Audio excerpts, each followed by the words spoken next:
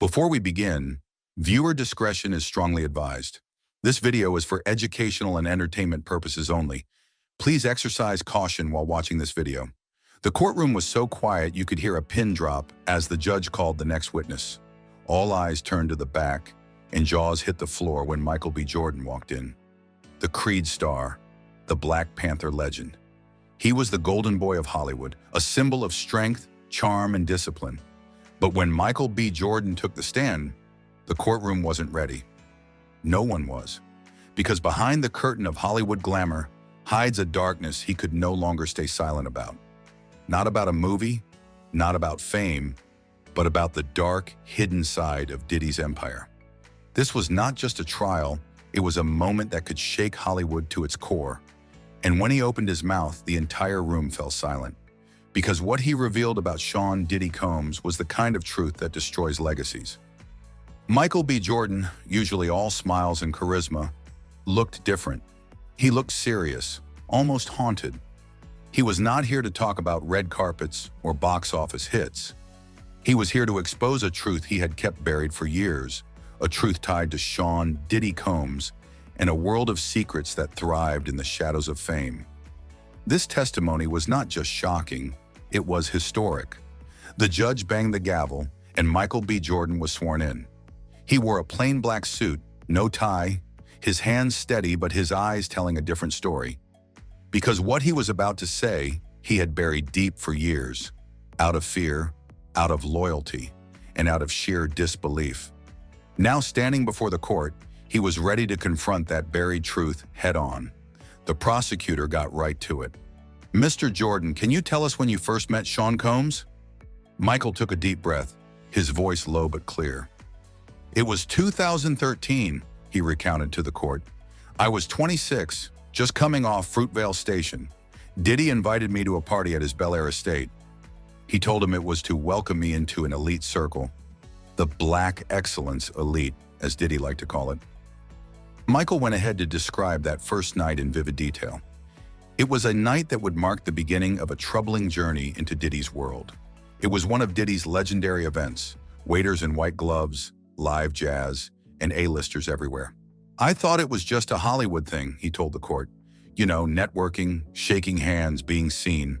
But as the night went on, he noticed something strange. The main party started to thin out, and a smaller group was led to a private room. Michael was one of them. "Diddy pulled me aside," Michael testified. He said, "Mike, you are one of us now. Come see the real game." The courtroom leaned in, hanging on his every word. But what was waiting in that private room would forever haunt Michael B. Jordan. He said the room was different from the rest of the estate. It was dimly lit, with black leather walls and a long table in the center. Diddy sat at the head, like a king holding court. "It was not a party," Michael said. "It was a meeting. There were others, actors, singers, people I didn't know." Diddy started talking about loyalty, not to a project, but to him. Michael's voice tightened as he recalled Diddy's words. "This is how you stay in the game. You play by the rules, you win. You break them, you are out." The air in the courtroom grew heavier. Everyone wondered what rules Diddy was talking about. Michael said he felt a chill, like he had walked into something bigger than himself. "There were no contracts on the table," he clarified, "but Diddy made it clear we were signing up for something. He kept saying we were family now, but it did not feel like family." Michael noticed how the others in the room acted. Quiet, almost scared, like they knew something he didn't. "I was young," Michael said to the court. "I thought maybe this was just how Hollywood worked." The prosecutor then asked another question. "Did you see anything that night that felt wrong?" Michael paused, his hands gripping the stand. "Not illegal," he said, "but wrong." The way people looked at Diddy, like they were afraid to say no. He went ahead to describe the atmosphere in detail. The room had no windows and a single camera blinked in the corner. "I didn't think much of it at first," Michael said. "I thought it was just security, but it felt like we were being watched, not protected." He said Diddy's tone shifted during the meeting, becoming colder, more commanding. "He told us the industry was not just about talent," Michael recalled. "It was about loyalty, about keeping secrets." The courtroom murmured softly, spectators whispered to one another. Michael said he left that night confused, his head spinning. "I thought I was there to network," he told the jury, "but it felt like I had walked into a different world. That night I realized this man was not just a mogul, he was a manipulator, a predator with a system." Michael said he did not see Diddy again for months, but the memory of that room stayed with him. "I kept thinking about what he meant by rules," Michael said. "It was not about movie scripts or deals. It was about control." The prosecutor leaned forward. "Control over what?" Michael's eyes flicked to Diddy, then back to the jury. "Over us," he said. "Over our careers, our choices, our lives." His words painted a chilling picture of an industry ruled by fear. The prosecutor then shifted gears and asked him about other encounters with Diddy. Michael thought long and hard, and then described a second event in 2015, this time at a Miami penthouse. The setup was similar, a big flashy party up front, but a select few pulled into a private space. "It was always the same," Michael said. "The main event was for show. The real stuff happened behind closed doors." He told the court about a conversation he overheard that night. Two men who he later learned were investors were talking about something called the vault. Michael's voice dropped. "They called it insurance," he told the court. "They said it keeps everybody in line." Michael said he didn't understand at first, but the words stuck with him. "I kept hearing about it at other events," he testified. "Not from Diddy, but from people around him. They would mention the vault like it was a joke, but their eyes were not laughing." He also described noticing cameras at every event, small, unnoticeable, tucked into corners.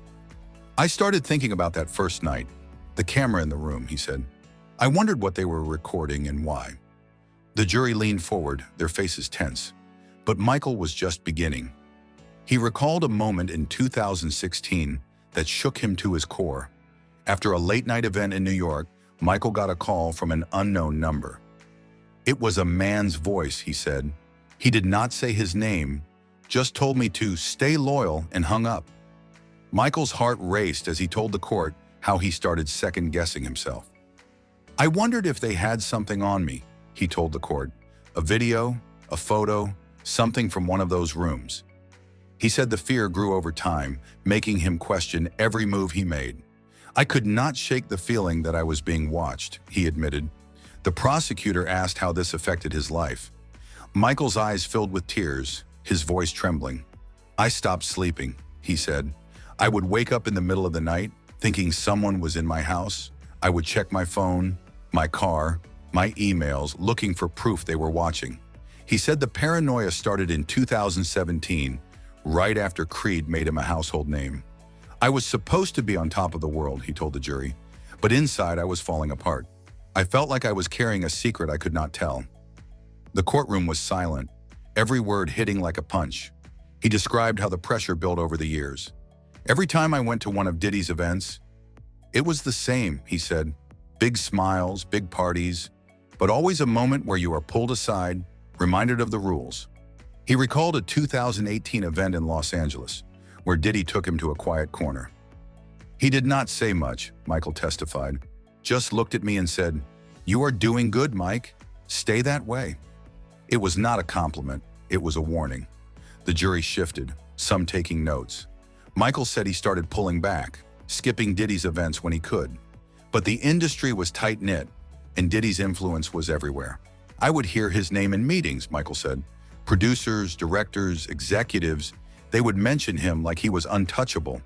He said roles he was perfect for would suddenly go to someone else. "No one said it was because of Diddy," he told the court, "but I felt it, like I was being punished for stepping away." The prosecutor nodded. "And punished how?" Michael's voice was barely above a whisper. "By losing chances, by feeling alone in a room full of people." The prosecutor pushed deeper, asking Michael if he saw others affected by Diddy's world. He nodded, his face heavy with guilt. "I was not the only one," he said. "There were others, younger, hungrier, just trying to make it. But most of them never recovered from what they experienced with Diddy." The prosecutor asked if Michael ever tried to warn others. He nodded. "I tried," he said, "but it was like shouting into a void. People were too afraid, or they did not believe me." He described a time he pulled a friend aside, a model who had been invited to a Diddy event. "I told her to stay away," he said. "She went anyway. A month later, she was out of modeling. No explanation, just gone." The jury shifted, some staring at Diddy, who remained expressionless. Michael said he started noticing a pattern. It was not just about parties, he told the court. It was about control. Diddy had a way of making you feel like you owed him, like your career was in his hands. He recalled a conversation in 2019 when he tried to distance himself. "I told Diddy I was done with his events," Michael said. "He didn't get mad. He just smiled and said, 'You will be back. Everyone comes back.'" The courtroom was shocked and people whispered softly. Michael then described how the fear followed him everywhere. "I would be on set, laughing with my co-stars, but deep down, I was just waiting for something to go wrong," he said. "I kept thinking about those cameras, those rooms, what they might have on me." Michael revealed that he started avoiding certain people, certain events, but it was never enough. Diddy's world was like a shadow, he testified. You could try to run, but it was always there. The prosecutor then asked a final question that hit like a thunderbolt. "Mr. Jordan, what did Diddy's world cost you?" Michael's face tightened with emotion. He gripped the stand, trying to hold it together, but tears fell freely. "It cost me my peace," he said. "I was 26, chasing a dream, and I thought I had to play the game. But that game, it took something from me." He described years of paranoia, always looking over his shoulder, wondering if a call or a video would ruin him. "I could not trust anyone," he revealed to the court. "Not my team, not my friends, not even myself." He said the worst part was the guilt. "I saw others go through it," he told the jury, his voice trembling. "Kids younger than me with big dreams getting pulled into that world. I should have done more." He described a young actor he mentored in 2018, just 20 years old. "He got invited to one of Diddy's events," Michael said. "I told him not to go, but he was so excited, thought it was his big break." Weeks later, the kid called him, his voice shaking. "He said he saw things he could not unsee," Michael testified. "He quit acting soon after, moved back home." Michael's tears flowed freely now. "I failed him," he said. "I knew what that world was, and I let him walk in alone." He told the court about a moment that changed him forever. In 2020, he confronted Diddy one last time. "I called him," Michael said. "I told him I was done, that I would not play his game anymore." Diddy's response was scary. "He didn't yell," Michael said. "He just said, 'You don't get out, Mike. You are in too deep.' Then he hung up." The courtroom was filled with low whispers, some looking at Diddy, who stared straight ahead. Michael said that call haunted him, a reminder that silence was his only option, until this trial. Michael's final words were raw and powerful. He faced the jury, his voice steady despite the tears, and spoke from the heart. "I am here because dreams should not come with chains," he said. "I have carried this weight for years, watching others sink under it, watching their light fade. This is not just my story, it is theirs. I am done hiding, because the truth is the only thing that sets us free." He stepped down from the stand, his face a mix of exhaustion and relief. The courtroom stayed silent, every person processing what they had just heard. Michael B. Jordan had just let it all out, exposing a world of fear, control, and secrets tied to Diddy's empire. His testimony was not just a revelation, but a moment of truth, one that would echo through Hollywood for years to come.